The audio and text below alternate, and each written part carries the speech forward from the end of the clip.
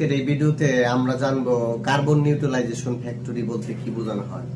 Carbon neutralisation factory বলতে অর্থাৎ একটা ফ্যাক্টরি তাদের উৎপাদনমুখী বা উৎপাদন কার্যক্রম সম্পন্ন করতে যে ধরনের যন্ত্রাংশ বা মেশিনারিজ, জ্বালানি, পরিবহন ইত্যাদি ব্যবহার করে যে পরিমাণ কার্বন তারা পরিবেশে নিঃসরণ করে সেটাকে হিসাব করে যদি সেটা ইকুয়াল করা সম্ভব হয়, হিসাব করে সেটার এগেইনস্টে কর্মপদ্ধতি বা কার্যক্রম সম্পন্ন করে সেটাকে যদি নিউট্রাল করা সম্ভব হয়, তাহলে হচ্ছে কার্বন নিউট্রালাইজেশন ফ্যাক্টর হিসেবে আমরা দাবি করতে পারি।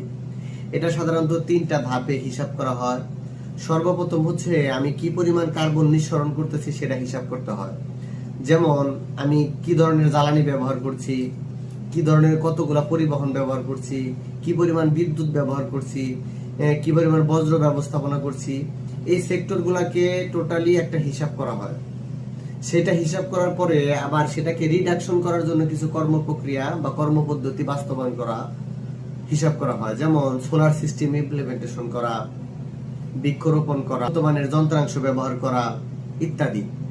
তো এগুলা হিসাব করার পরে যদি আমরা আমাদের উৎপাদিত কার্বনকে রিডাকশন করে যদি কমায় নিয়ে আসতে পারি এবং পরবর্তীতে অফসাইড প্রক্রিয়ার মাধ্যমে, যেমন ধরুন আমরা বৃক্ষরোপণ করতে পারি অথবা কার্বন ক্রেডিট ক্রয় করতে পারি, অর্থাৎ আমরা যে পরিমাণ কার্বন উৎপাদন করলাম বা পরিবেশে ছাড়লাম সেই পরিমাণ কার্বনকে আবার নিঃসরণ বা কমাইয়ে নিয়ে আসার জন্য আমরা যদি আমাদের বিকল্প পদ্ধতিগুলো অবলম্বন করে সেটাকে সমান বা ব্যালেন্স করতে পারি, তাহলে হচ্ছে আমরা আমাদের ফ্যাক্টরিকে কার্বন নিউট্রালাইজেশন ফ্যাক্টরি হিসেবে দাবি করতে পারি।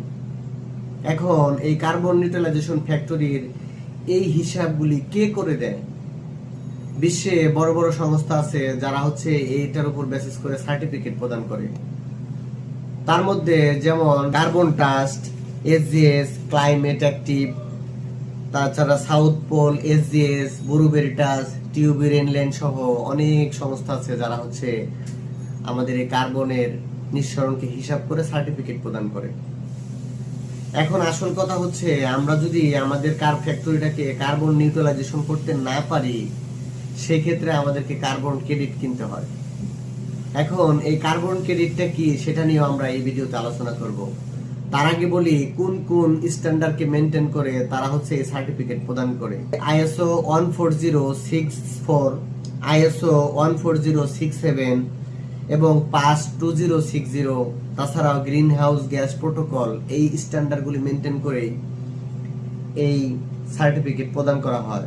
তবে ওয়ার্ল্ডের সবচেয়ে বেশি এখন পপুলার এবং সবচেয়ে জনপ্রিয় হচ্ছে পাস 2060 স্ট্যান্ডার্ড।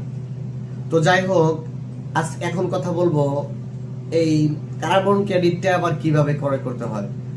আমার উৎপাদনমুখী কার্যক্রম পরিচালনা করার সময় যে পরিমাণ কার্বন আমরা নিঃসরণ করলাম সেটাকে যদি আমরা কোনোভাবে কমায় নিয়ে আসতে না পারি, আমার এখানে যদি ব্যালেন্স না থাকে, অবশিষ্ট কার্বনটাকে আমরা কার্বন ক্রেডিট ক্রয় করতে পারি। সেটা বিশ্বের বড় বড় সংস্থা আছে, বড় বড় দেশের বড় বড় কোম্পানি আছে যারা এই কার্বন নিঃসরণ কমানোর জন্য বিভিন্ন বড় বড় প্রকল্প হাতে নিয়েছে।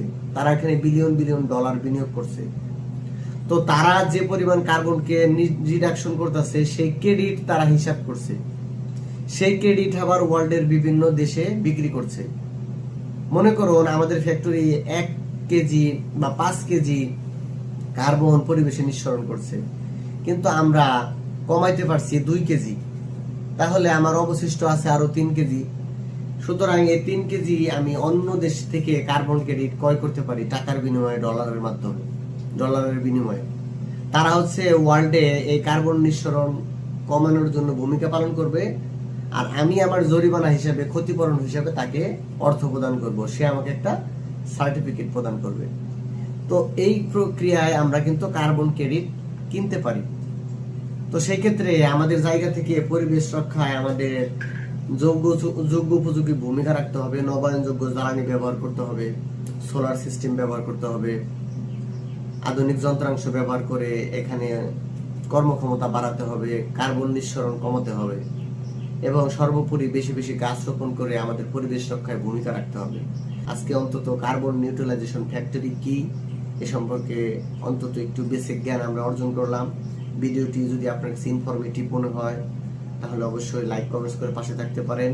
এই চ্যানেলে এই ধরনের আরো একাধিক ভিডিও আপলোড করা হবে। সবার জন্য শুভকামনা থাকলো, ভালো থাকবেন, আল্লাহ হাফেজ।